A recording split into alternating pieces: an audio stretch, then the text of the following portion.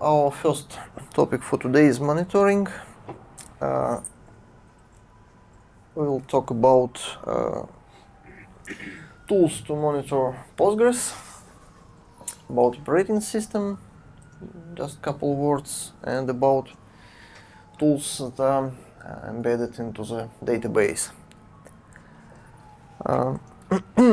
First of all, Postgres relies on operating system, and you have to use some operating system tools to monitor what's going on. For example, you can look at your processes that are running, and it is especially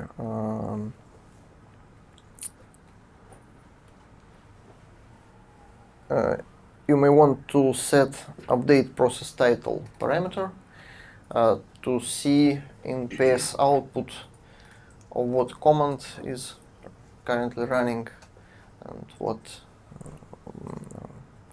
what process is doing. This parameter is set to off on some operating systems because some operating systems, on some systems it is very slow, so it is turned off, but usually it's on and you can see just by PS what process you have and what they are doing. There are a lot of different tools in different operating systems which can be useful. For example, in Unix you have such tools like IOstat, VMstat, top, and other utilities. On other operating systems you have different tools, so I will not talk about them, but they are important. For example, if your Postgres slows down, you may want to check disk activity. Maybe something is going on in the operating system which slows down the database. In operating system, you can monitor your disk usage. You must have some free space for Postgres, for write-ahead logs, for your data, and you cannot check available space from the database point of view. In database you can see what space is consumed, but not space that you have in operating system. So you have to use some operating system tools. And in database you have mainly two sources of data. First is database statistics, and statistics in Postgres means two different things. We have statistics for planner, statistics about size of tables, about data distributions in columns, and another statistics is about how many times you access your table, how many times you access index, how many pages you read from your tables, and so on. So here I mean this second type of statistics. So what we can see in database? First of all, we can see we have some tables in system catalog which shows you your current activities. For that you must have track activities parameter to be enabled. It is enabled by default, and you probably never should switch it off. Main current activity view is pgstat activity, which shows you your processes, what they are doing, wait events. So what if your process waits for something, you will see it in pgstat activity.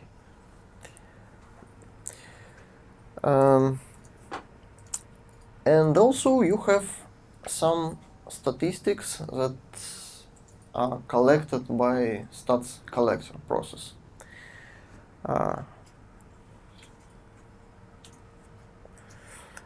We have track counts configuration parameter that must be turned on for this to work.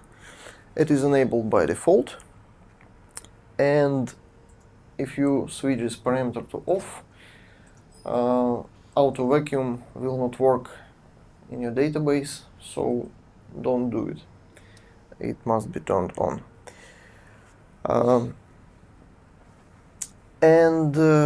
You may want to get some additional statistics. You can get statistics on page level, how many pages you read, you write. For that, you may turn track IO timing to on, and you can get statistics on function calls, how many times your functions are executed. This is done by track functions parameter. These two last parameters are turned off by default, but you can turn them on and get additional information. This is how it looks. We have backend processes. They collect some statistics from transactions that they're executing. And between transactions, backend processes send these statistics to special stats collector process. Stats collector gets this statistics, aggregates it, and periodically writes it into some kind of statistics snapshot into pgData, pgstat.tmp directory on disk. With default parameters, it happens not often. It happens in half a second or less frequently. When you try to query these statistics from your session, for example, you are doing select from pgstat something table, you read the latest statistics snapshot from pgstat.tmp directory, and you use this information until the end of your transaction. So you have delays. Most current statistics cannot be collected by stats collector, or stats collector cannot yet written it to disk, so you may get some outdated information, but usually it's okay because statistics is not designed to be absolutely correct. It must be adequate, but it is not required to be absolutely exact.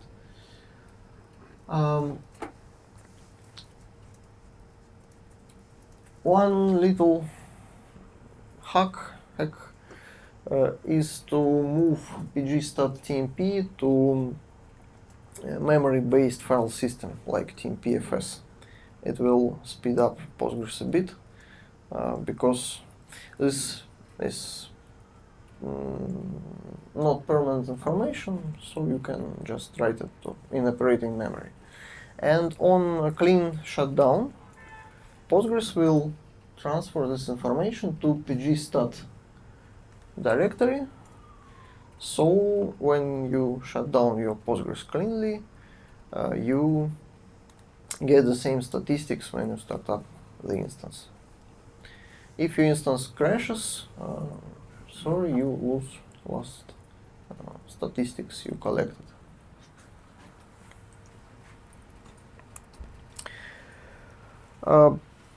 Postgres comes with some extensions which you can use to collect more information.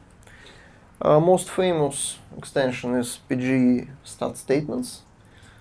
I think it must be installed on every production system because it shows you what queries you are running, how many time it takes, and so on. It is very important information, valuable information. So create this extension on your databases. And some other, for example, pgBuffer cache can give you some insights on what is in your buffer cache. There are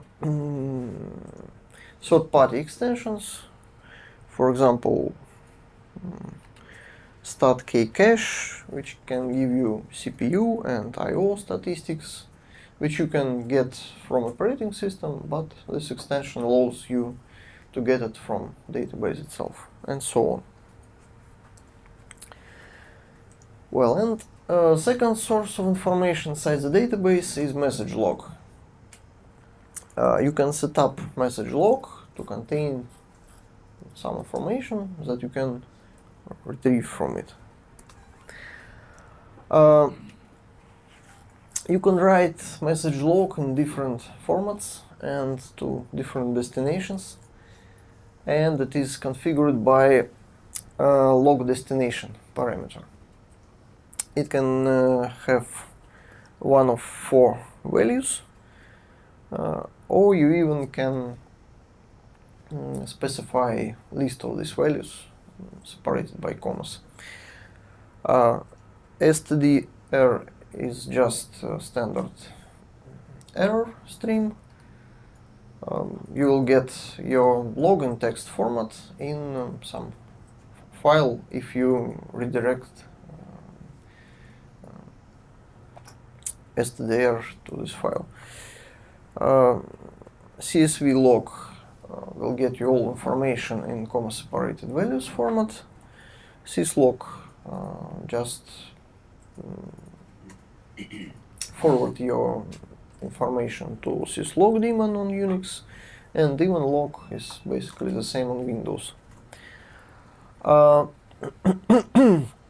Usually it is convenient to have logging collector process on.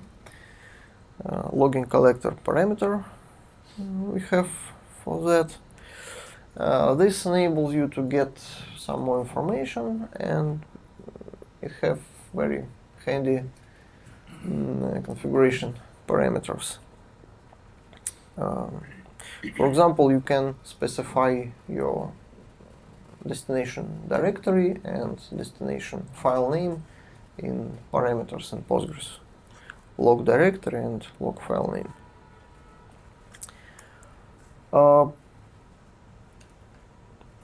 There are a lot of different types of information which you can get in your message log. By default, you get there some messages from server, from startup, from shutdown, as we have seen already. You can log queries which are executed. You can log execution times for the queries, or you can get queries which take more than some specified amount of time, log min duration statement parameter, and so on. You can log checkout, checkpoints, connections, disconnections, long waiting for logs, and so on and so on. These are parameters that you can use. Main parameters, in fact, there are more. You can see them in documentation.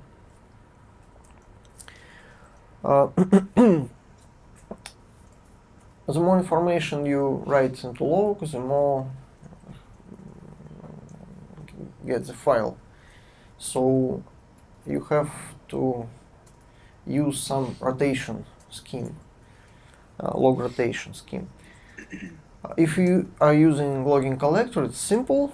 You can specify file name mask in log file name parameter. For example, you can use %h for current hour, or %a for current day of week, and you can specify rotation time in log rotation age parameter. For example, this pair of parameters, PostgreSQL %age and 1 hour, will get you 24 different files a day. One file for every hour. Or you can get 7 files a week this way, and so on. Yeah, and you must enable log truncate on rotation parameter to clean file to which you are switching.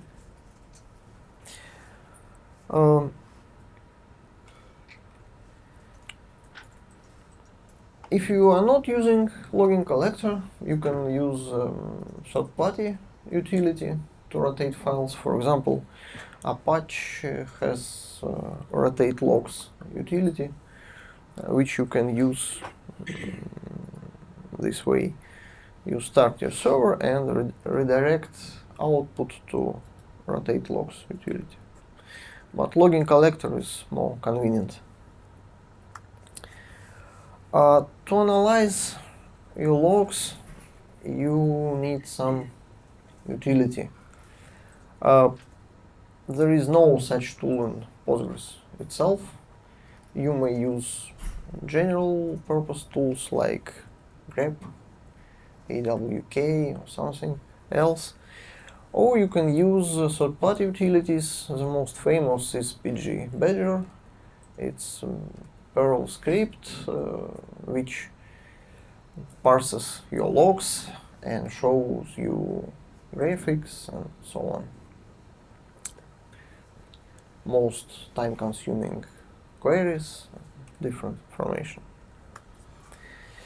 But if you have some serious production environment, most likely you need to have some external monitoring system which can collect different metrics from operating system, from PostgreSQL,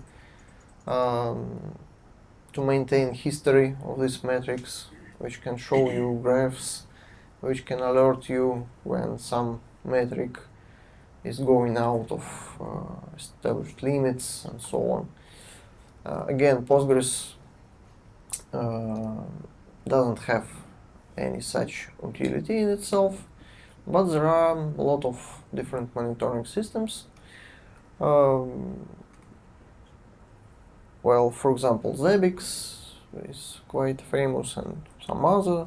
There are cloud services for that, and you can use them. You can use monitoring systems that are designed especially for Postgres, for example, Pova or something else. It's up to you, but Postgres doesn't have its own preferred monitoring system. Okay, and let's see a little. I have a question. Yeah. How Postgres deals with deadlocks? Deadlocks.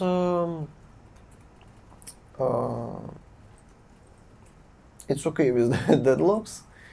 Postgres waits for some time, and when it sees it, you haven't acquired a lock for a certain period of time. It analyzes dependencies between transactions. It finds cycles and decides that it have deadlock and just kills one transaction, and other continue execution. So. Is there a way to execute the OS command from PSQL? Yes, you can use / exclamation mark for that. Sorry, from a block that is running a function from within a function. Operating system command from stored procedure. Yes. Yes, you can do it, but you will need Language like Perl or Python for that. You cannot do it from, I think you can do it from pgSQL, but from other languages, yes, you can. There are trusted and untrusted languages in Postgres. Trusted language is language which works in a sandbox and cannot do anything harmful, and untrusted language can do anything you want. So you can install Perl U language, Perl untrusted, and do anything you want from it. I will show how to use statistics information in Postgres. Let's turn track IO timing parameter to on to get some information about page level statistics. And then we have to reload configuration. We can do it by pgCTL cluster command from operating system, but also we can just use pgreloadconf function from SQL. It's the same.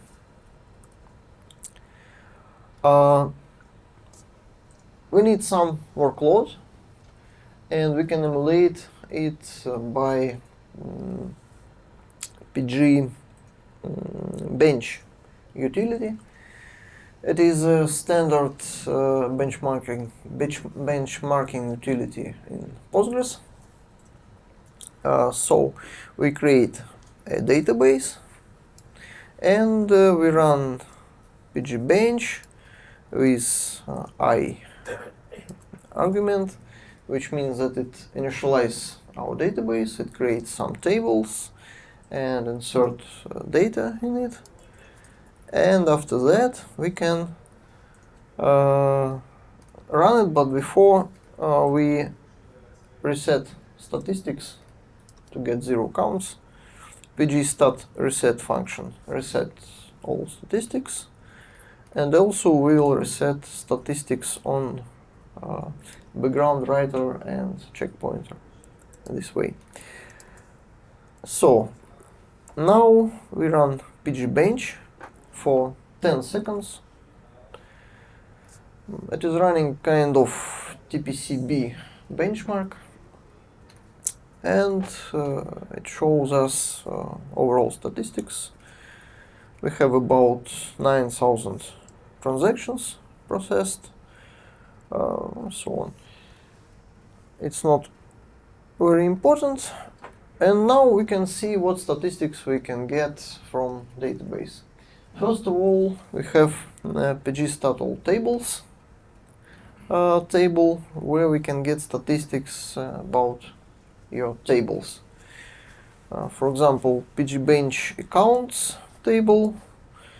We can see here that we have 0 sequential scans, but we have 18,000 index scans on that table. Number of tuples updated,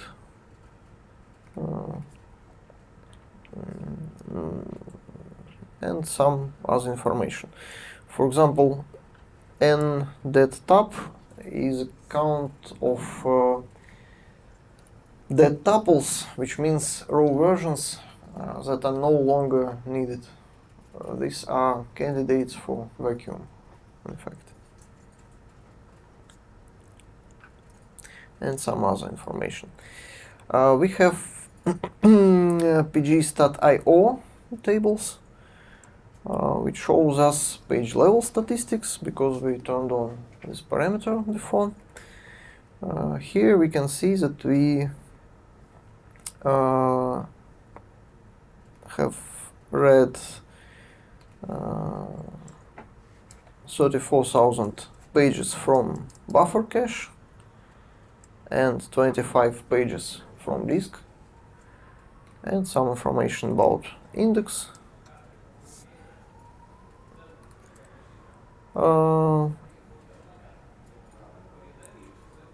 we have pgstat all indexes table for indexes, not for tables. Here we can see that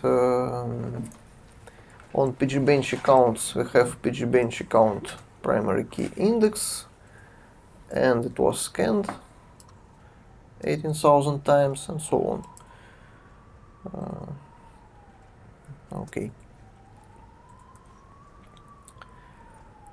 And we can see overall database statistics in pgstat database table. It is very important. We have number of commits, number of rollbacks, overall blocks read from buffer cache, number of tuples which we inserted, updated, deleted, and so on and so on. Number of deadlocks, for example.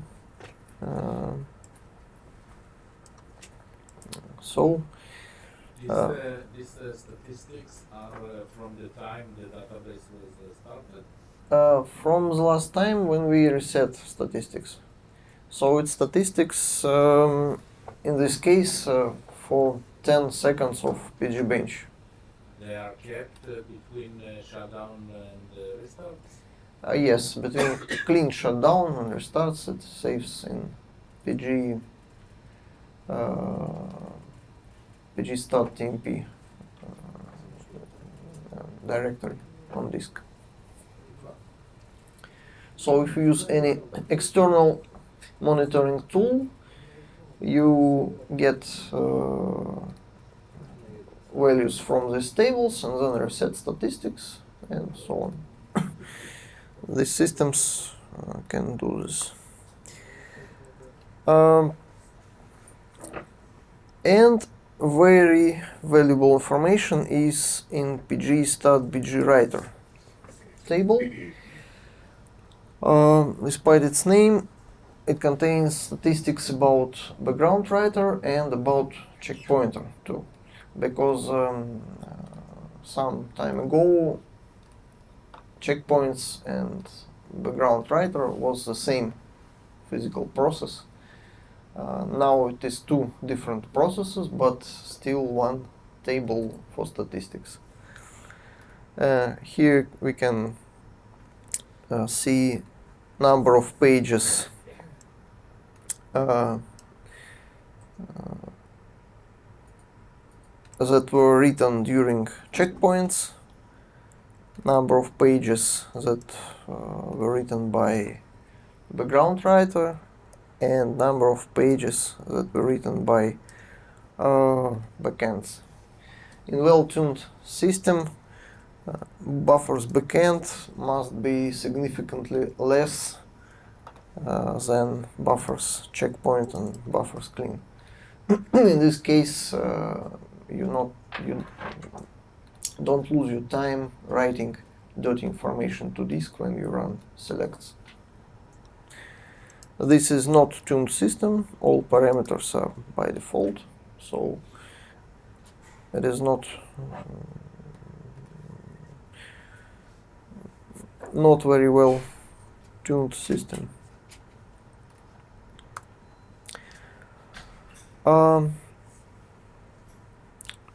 Let's talk a little about logs. It is important to understand. Let's create a table and insert one row in it. And then we will have two other sessions. One session start transaction and updates this row. And yet another session tries to update the same row. So it is blocked by the first transaction. How can we understand what's going on?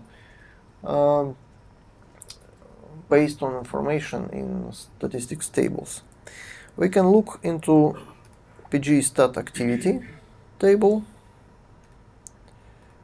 What we can get from it. we will filter only rows about backends. Also, it contains information about background processes. Here we can see process 2200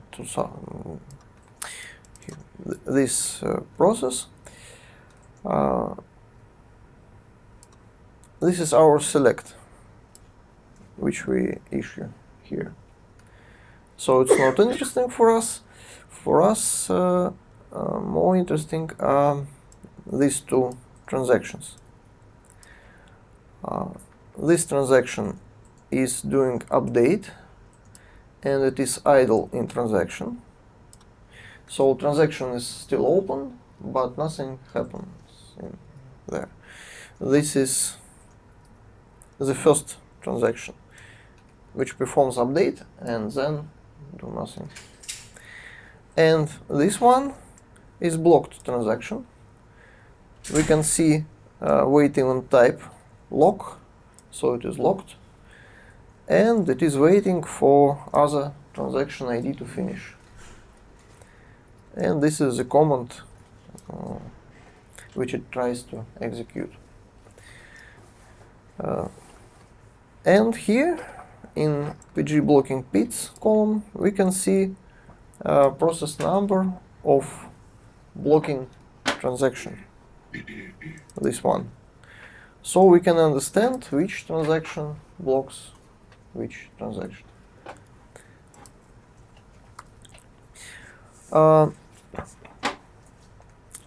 This situation with idle transaction state is quite bad, because if we have transaction which just doing nothing, it prevents vacuum from working, and usually it is some mistake in application code, or you just run something on your terminal and didn't type commit or rollback.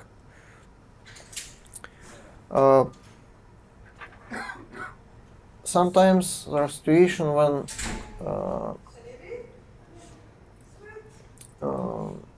PostgreSQL drivers have bugs and they didn't finish transaction in time. If this is a situation, if this is the case, you can use idle in transaction session timeout parameter just to kill such transactions after some time. In our case, we just want, for example, to kill blocking transaction because it is blocking other activity. How we can do it? We can use pg terminate backend function and just kill it.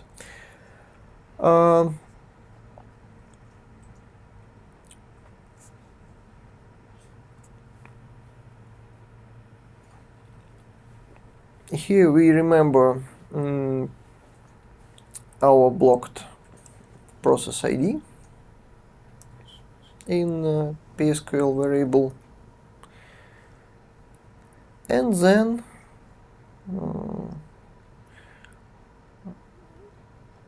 we can use pg terminate backend. In older versions of older releases of Postgres, we didn't have pg blocking pits function, which is very convenient because it gives us the list of blocking processes. If you are running some older version than 9.6, you can use pglogs view, which shows you all logs in Postgres, and try to find pair of logs, pair of lines.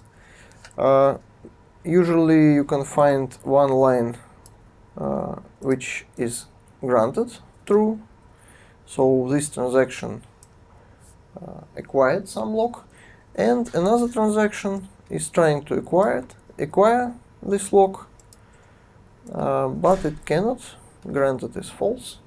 So you understand that one transaction is blocking another.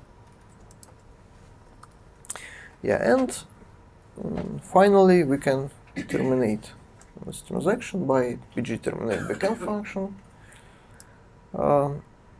Here I use unnest function, which replaces array of identifiers with table with this identifiers. Because in general we can have situations that one transaction is blocked by several other transactions. So this select will terminate all transactions that are blocking our transaction. And after that we can look into pgstat activity, and we can see that we have only two backends left. This command is successfully executed, and this transaction, this session is in idle state. Idle and idling transaction is different things. Idle transaction means that you begin transaction and didn't finish it, and idle means that you are between two transactions, so you finished your previous transaction and just doing nothing. Okay, and starting from Postgres 10, in pgstat activity you can also find information about background processes such as auto-vacuum, replication, ground writer, checkpointer, wall writer, and so on.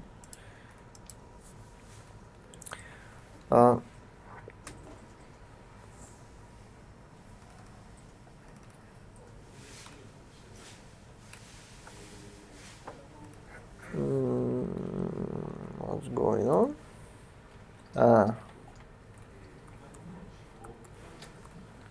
Yeah. And if you look at PS output, you can see that we have the same processes as in pgstat activity, except for stats collector. Stats collector is not shown in pgstat activity for some reason. I don't know why. Do you understand this command? Here we take postmaster PID file, which contains Postgres identifier of Postgres process in the first line. We take this first line by head command.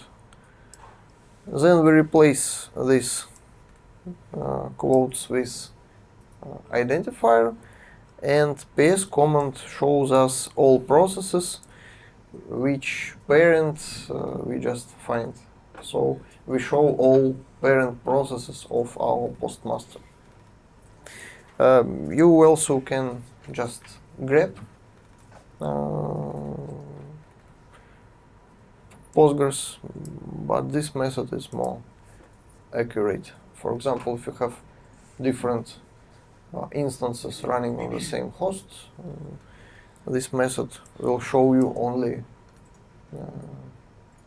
processes that belong to your chosen postmaster. Okay, and a couple of words about message log. Let's find every lines which contains fatal word in them, so some fatal error. We can just grab our log. Here we can see one line, terminating connection due to administrator command. This message is caused by our termination of backend process. So in log you can find some information. What else we can do? For example, we can set logmin duration statement parameter to get information about executing queries in your log. This parameter specifies minimum time. If you specify 0, then all queries will get into log, and log will become huge. And we can tweak prefix of our log entries. For example, we can add the number of processes to it. Then we reload our configuration. We execute some function, some statement,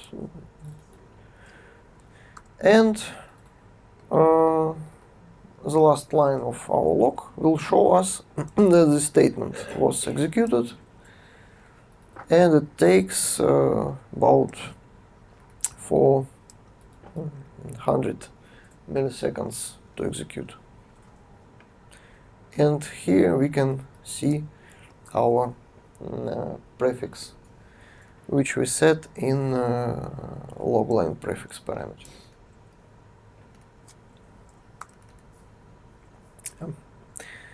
That's all.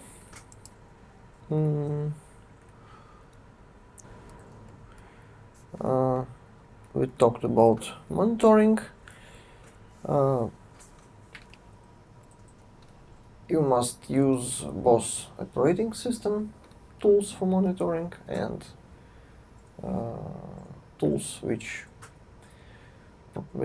are provided by Postgres itself, and generally you may want to use external monitoring system to get comprehensive monitoring of your databases. Any questions? Okay, so practice, but as I said before, we will start next topic, well, in 5 minutes. And after that we will make break for lunch, okay?